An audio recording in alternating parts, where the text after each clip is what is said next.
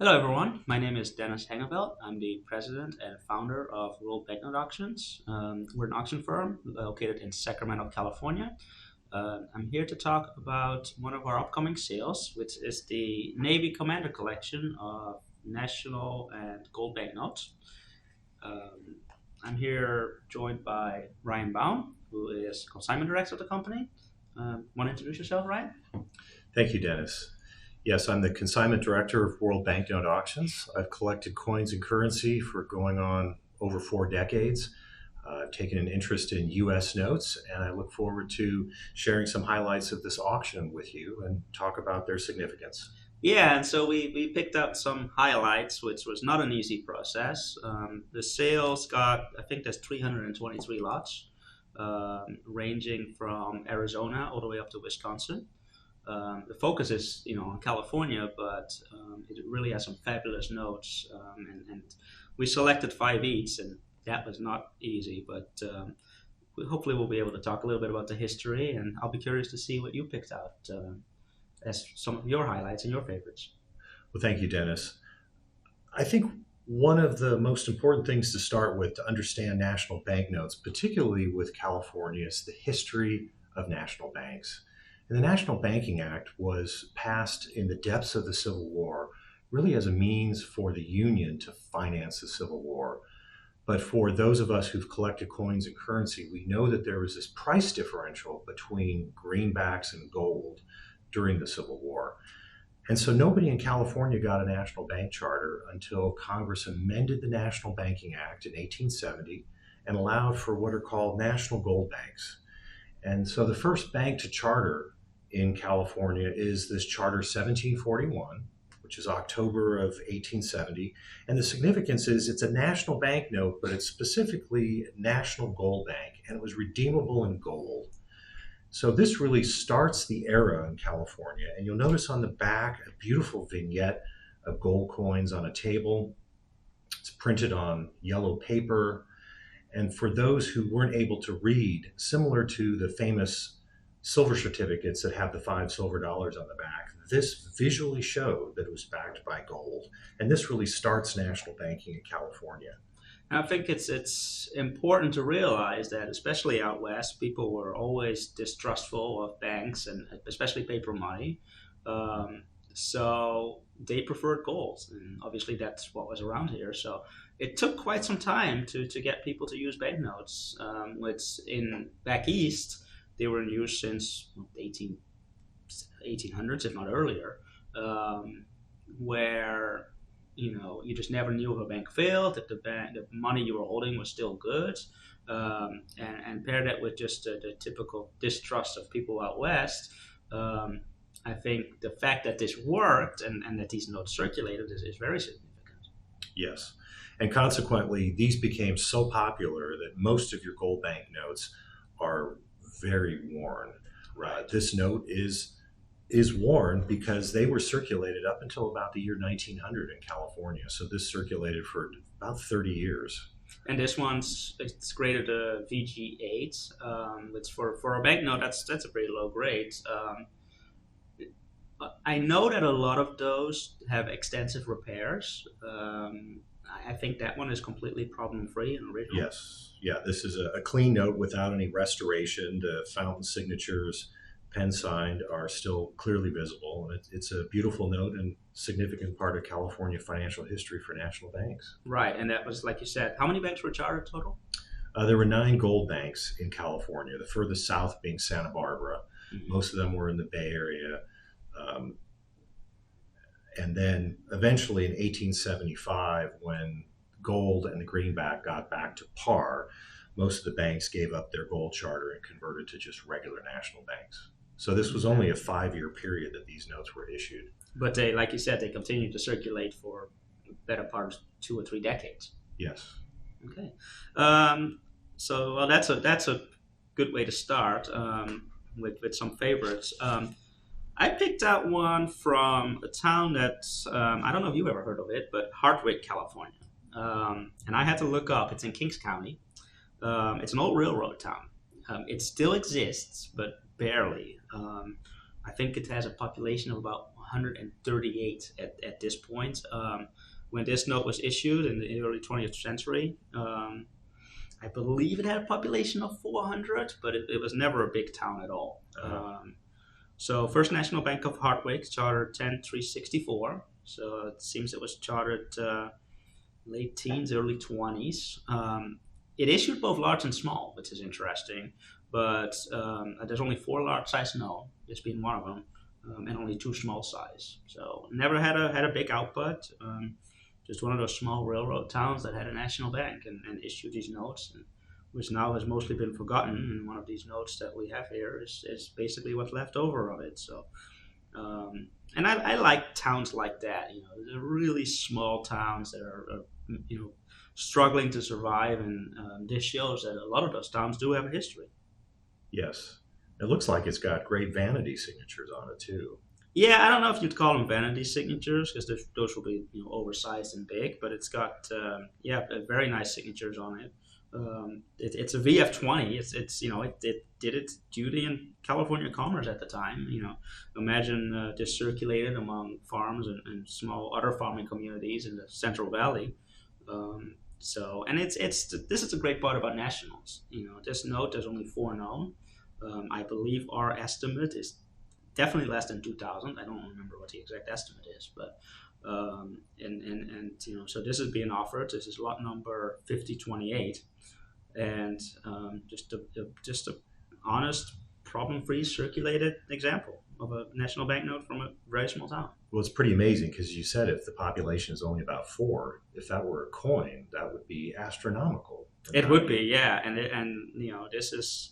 Of course, there's over 13,000 different banks that issue these, and nobody can collect everything. And the market is very dependent on supply and demand. And if a lot of collectors are suddenly going to start collecting Central Valley and Kings County, the prices for this are going to skyrocket. But and that's true. National banks just have a really good opportunity there. We can buy some really rare notes you don't see a lot for very modest prices.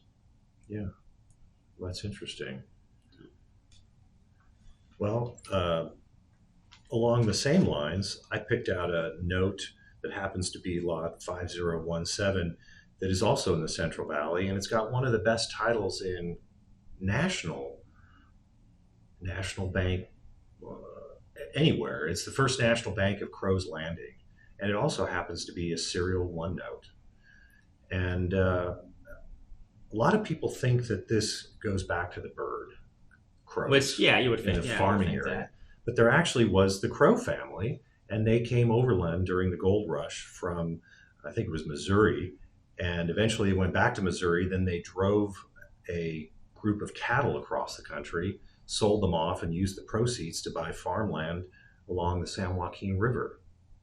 And we oftentimes forget it, but we used steamboats in California pretty much until World War II on many of our rivers. And so eventually, when the Crow's farm, got service by steamboat, it became Crow's Landing. And you mentioned Hardwick with the connection to the railroad. This town ended up moving, I think, in the 1880s, about 4 miles because the railroad didn't build directly on the river. So it's a pretty fabulous note in terms of the name, serial one, and the connection back to the gold rush. And it's a serial number one, but it's great at choice find 15. It obviously spent time in circulation. Now this is a type one, so there were six serial number ones, the A through F, on the same sheet. Do you know if there's any other serial number ones on Crow's Landing? I think Crow's Landing does have a couple. The other ones are higher grade. It may have been that the family just didn't have the money to keep all of the notes. And so the lower notes from the sheet saw circulation. Or the family or bank employees, Yeah. or they kept the first one and cut up the rest of the sheet and put it into circulation. But I agree, it's got an absolutely fantastic name. And serial number ones are always popular. So it's nice to have one from that first sheet. This would have been right in the middle of the sheet with a D plate now, a plate position. So yeah, that's a great note. Yeah. So Well, the next one I picked out is a note that it also has a low serial number. This is a serial number 8. It's a $5 brownback on the First National Bank of Imperial, California, which is located down south near the Mexican border. This is another one of those farming communities, but besides this, the serial number, why I really like this, you see brownbacks from California. They were printed in pretty decent quantity, but it's typically going to be Los Angeles or San Francisco and big cities like that. Yeah. Even today, I think Imperial has less than 15,000 people. Like it's not a big city. It's one of those truly farming communities, and to have a nice brownback with a single digit serial number is definitely unusual. And I believe you know a little bit more about one of the signers who signed this note. Well, yes, this is another note that has great pen signatures, and I noticed the note has George Chafee. And for those who are familiar with Southern California history, George Chafee developed a lot of what's now called the Inland Empire. So he started the city of Ontario, California, because he was from Ontario, Canada. He started Imperial. He started the First National Bank of Ontario. There's a community college named after him. He also started some banks in Los Angeles and in downtown as well. The interesting thing with this is officially he was not considered the president, but yet apparently on this low serial number note, he signed it as one of the controlling shareholders. So he probably either gave this as a gift to someone or kept it as a memento. So that's a connection to Southern California history. Yeah, and you can imagine that they received these sheets in from the Bureau of Engraving and Printing, and serial number 8 is probably issued on the first day or at least the first week. So, and I think there's 9 brownbacks on the bank. Which again, it's not a huge number. It's you know compared to coins, like what you said. So, and we have this as lot number 5031 in the sale. It's graded at 20 net, and what I noticed, when we offer notes, these people see the net and they're like, wow, it's a problem note. I don't want to buy it. It looks terrible. It's not going to be worth anything. But this one, it's a net rate for having repairs, and the repairs, they're there. You can see them, but they were definitely, very skillfully done, and the overall eye appeal of the note is a lot better than that grade would suggest. So it's one of those nice examples, and people do collect brownbacks. It's all they collect. They collect from all over the country because it's such a classic design. Um, so yeah, no, it's definitely one of my favorites, which is why I picked it up. Well, it's interesting. We go then to the other side of the state. If we go up north of Sacramento to a city called Marysville, there was a gentleman by the name of Norman Rideout, and he co-founded a series of banks because when you think of in the late 1800s, banks didn't have branches. They oftentimes were standalones in each city, so it would be called a chain bank. So there was a chain bank called the Rideout Smith set of banks. And then this gentleman, Norman Rideout, founded a bank in Marysville, which was a commercial center for the northern gold mines. And we talked about steamboats earlier. The steamboats would go as far north as Marysville from Sacramento. But when he passed away at an early age, his wife decided instead of just selling the bank, which would have been a traditional decision at that time, she decided to just run it as the president. And so this is one of the few California notes on First National Bank of Marysville. It's Charter 11123. So that's a neat number as well. But it's signed by Phoebe Rideout. Now, this is a printed signature, but it's very bold. And it's one of the few in California that's signed by a woman. And so it's pretty amazing to think of the time, the era, and her doing that shortly after World War One and maintaining the bank. I think she was the first female banker in California and second or third female president of a national bank. There's, I think, a African American woman in Richmond, Virginia, who was first, which is amazing to think of, just because of the time period we're talking about. And I don't think all of them are signed by her either. Yeah, if you look at the notes of First National Bank of Marysville, in many cases it was her son who signed as vice president. And likewise, if you look at, I think it was a 1916 California Bankers Association catalog, a convention that was held in Los Angeles. It's her son that's in the photo instead of her. But this is a note that is with her printed signature. Well, you say printed signatures, but we got to remember when these were sent to the banks, they didn't have signatures. Yes. So most likely they used a local newspaper or printing company to print the signatures on them, just so Phoebe and her son didn't have to sign hundreds and hundreds of notes. We can imagine, I guess, tiring. Yes. So this was probably printed locally by a local printing company, which it's interesting that it has her signature, which you would wonder why, if they printed it, why weren't all of them signed by her? But I believe when we cataloged the sale, we were only able to find maybe two or three that was signed by her. Like there were not that many, Yes. so it truly stands out. And it looks like it's obviously a note that spent time in circulation. It's graded a VG10, but it's definitely having that historic signature and of a very significant moment to the Marysville community. Yes. Yeah, it's a very special note, and it's lot 5047. Right. Um, well, I know we talked about how this collection is mostly California, but there's also a lot of nice notes from other states. And I think one of the highlights is a note that ordinarily we would probably wouldn't even glance at. We will put it in a sale, and it's a fairly common type. It's the First National Bank of Boston, Massachusetts, which was around for a very long time and issued a huge number of notes. But what this particular one is so special, and it's lot number 5184, is that it has a mismatched prefix. The left prefix shows a B and then a serial number and an A suffix, and the right side shows an E. So something went wrong during the production and printing of these.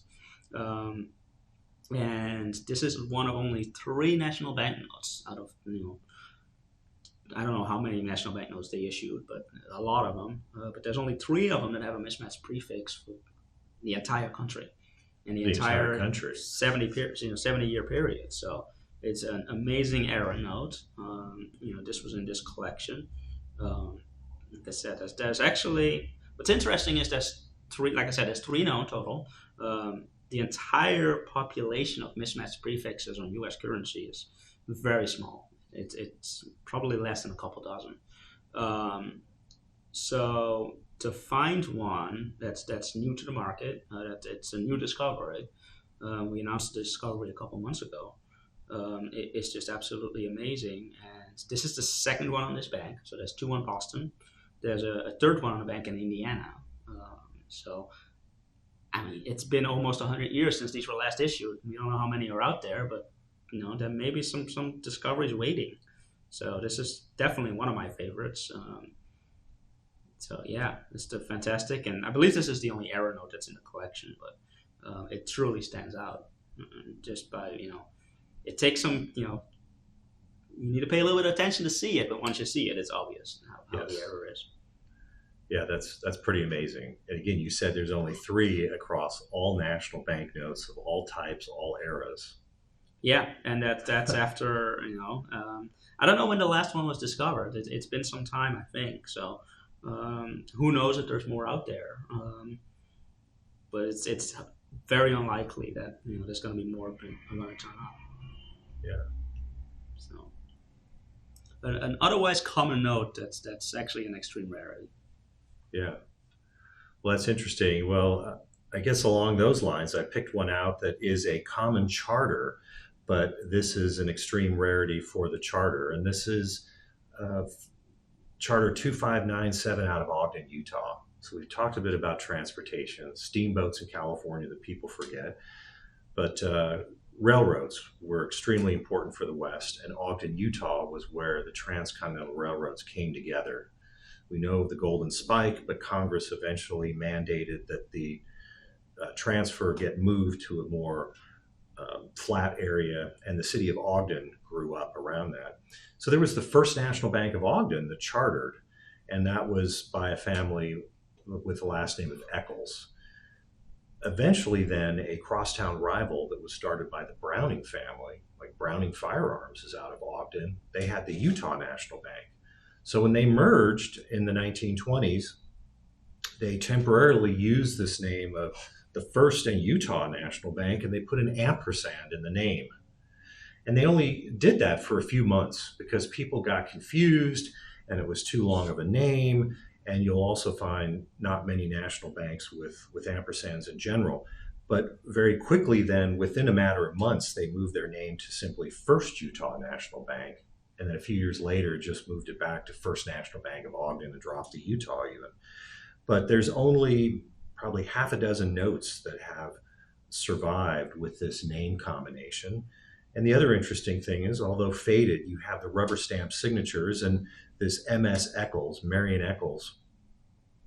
You know, when you listen to the news and you hear what the chairman of the Federal Reserve says and how that moves interest rates in modern banking, well, if you're a bank historian, we had the 12 original districts, but it was under President Roosevelt in the 1930s as part of the New Deal that he wanted to centralize monetary control. So he set up the concept of the Federal Reserve Board and moving it to Washington.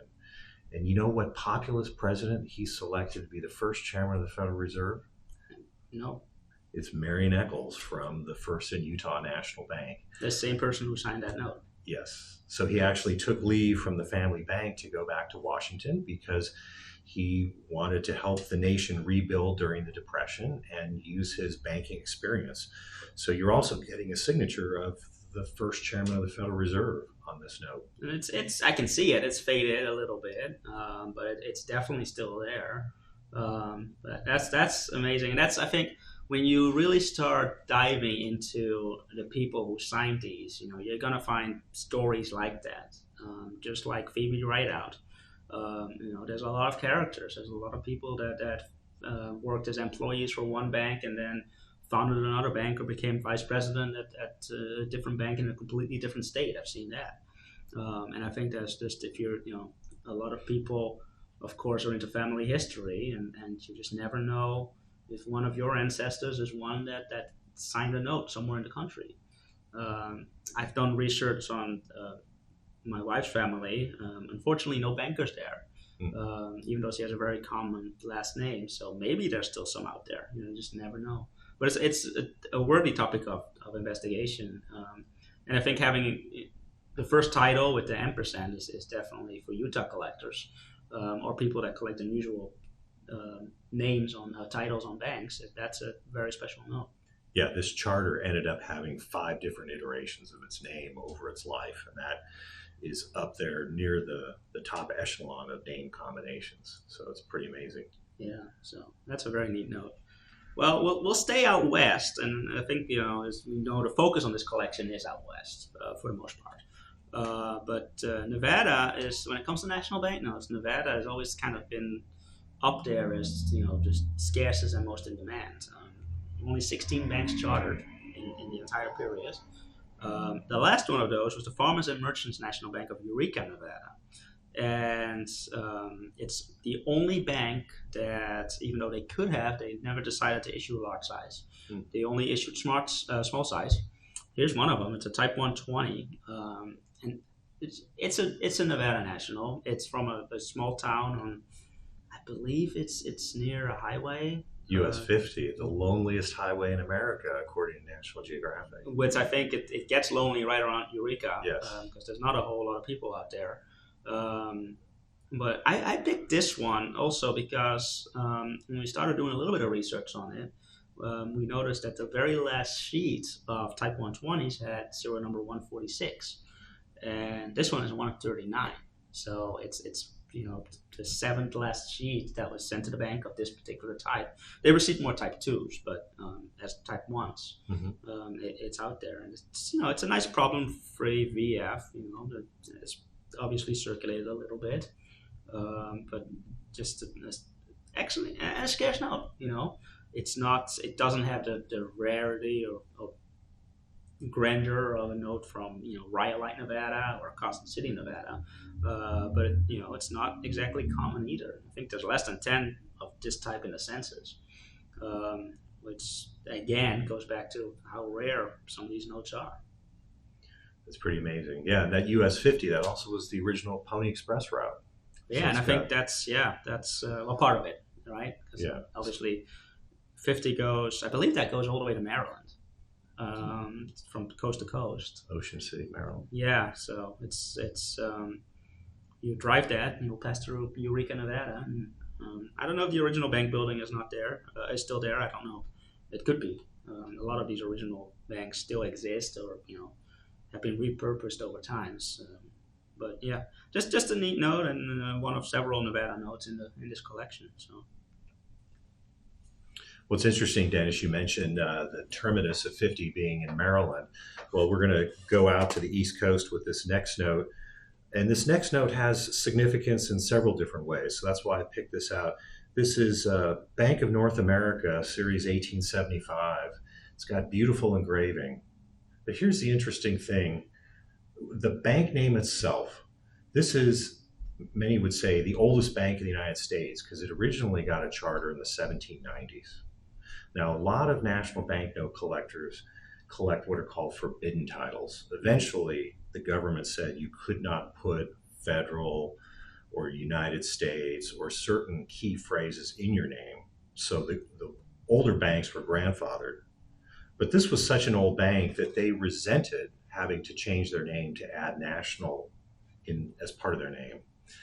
In fact, the Bank of North America, based in Philadelphia, our founding fathers, there's a famous story of Thomas Jefferson writing a personal check just drawn on the bank. And everybody knew it was Bank of North America.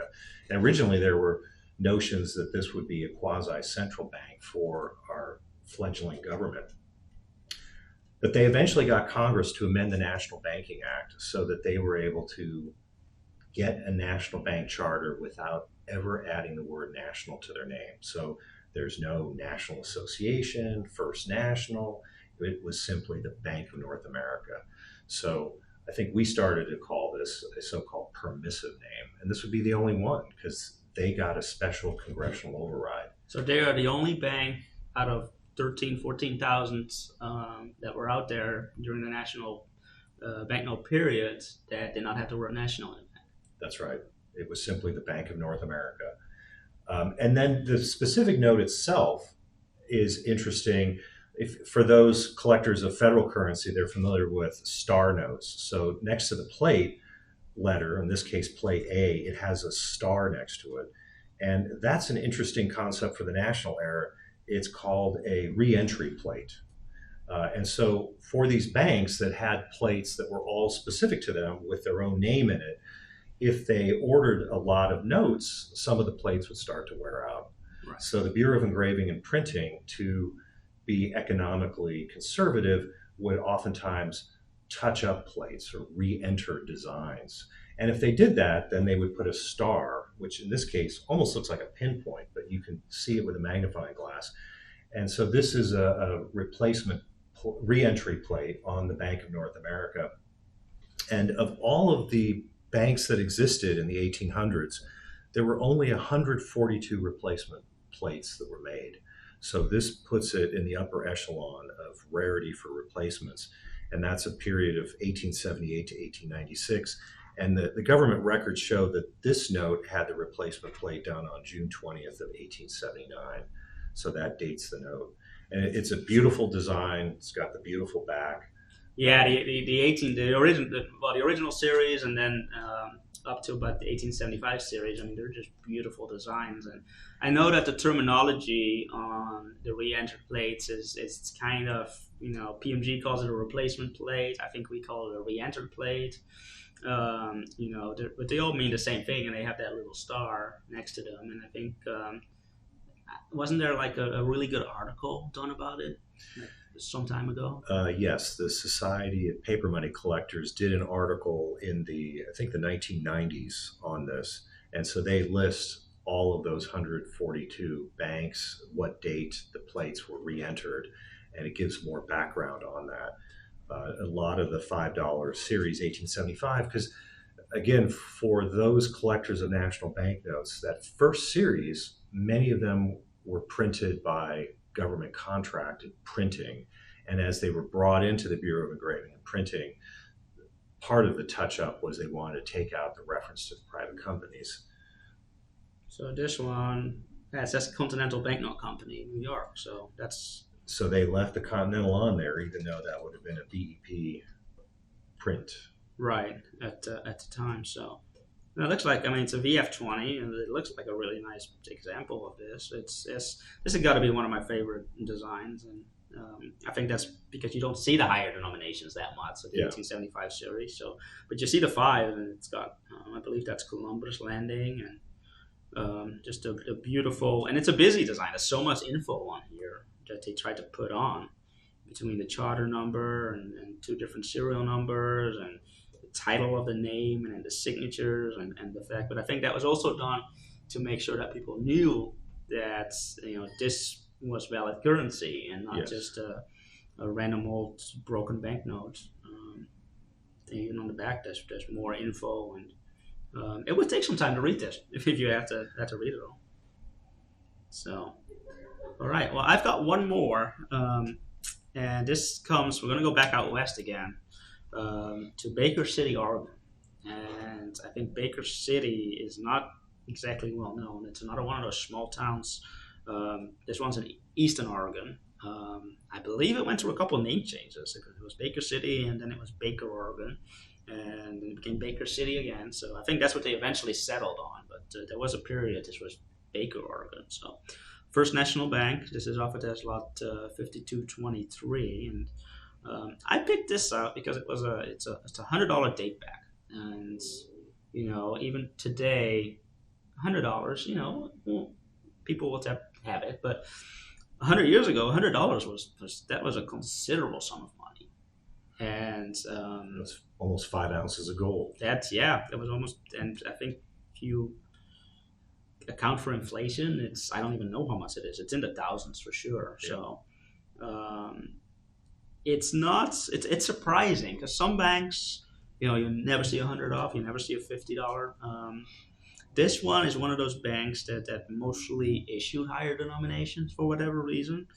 And I think I have to look at my little notes here. There's 13 large size total, but 6 of those are date back hundreds. So, but for somebody putting together a denomination set on Oregon or just national banknotes in general, from the 1 through the 100 is probably the highest you're going to get, because the 500 is unique and the 1,000 is not known. This would be a very nice note from a somewhat obscure location. Yeah, well, Baker City being in eastern Oregon, I know they had an economy built on agriculture, but also mining. So it could have been that they were so focused on some of the mining in the capital that they wanted higher denomination notes rather than low denomination. But that is interesting how a relatively rural area issued such large notes. Yeah, no, for sure. So, okay, I think that's all the highlights we picked. So we probably could have gone on for another hour or two talking about some of the others. So, Well, Dennis, for some of the collectors who are watching this, what is the date that this auction closes and how can they bid? so the sale is on March 10th. The live bidding starts at 5 p.m. Pacific. But the sale is already posted on our website, worldbanknoteauctions.com. They can bid now. You can place bidding. You can view all the lots. You have high quality scans. We printed a catalog, so if anybody is interested and has not yet received a catalog, they can obviously call our office and let us know they would like to receive one, and we'll send one free of charge. At World Banknote Auctions, we try to do things a little bit more collector friendly. So this sale has a 20% buyer's premium, but we allow payments by various methods at no extra charge. So people can pay with a credit card, and there won't be any extra charges. So shipping is flat rate, $15 in the U.S., $30 overseas, just to keep things simple. I don't want to be one of those companies that you buy something from and you just never know what they're going to charge you for shipping. So here we do it simple. It's $15 and you're done. Doesn't matter if you buy 1 note or 100 notes. So March 10th, 5 p.m. It'll be on our website. I will be calling the auction. And you had said that this was part one. So is there another? Yeah, so this is not even half of the collection. So there will be a part two later this year. Obviously, we're gonna wait a little bit with that because there's a lot of notes in this part, and there's a lot more notes coming. I'm trying to think some highlights in that. There's highlights again. It's we'll probably do another video like this because there's gonna be notes that have really specific and interesting histories that you and I should probably discuss because it's fascinating. I learned some things that I did not even know, and I wrote the catalog. But there's so much to learn about these national and gold banknotes. Yeah.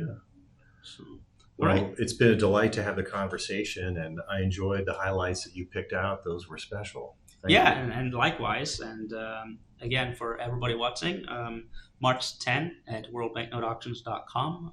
Live bidding will start at 5 p.m., but you can register and place bids already. They're up on the website. So I'm looking forward to see all these beauties go to a new home. Thank you.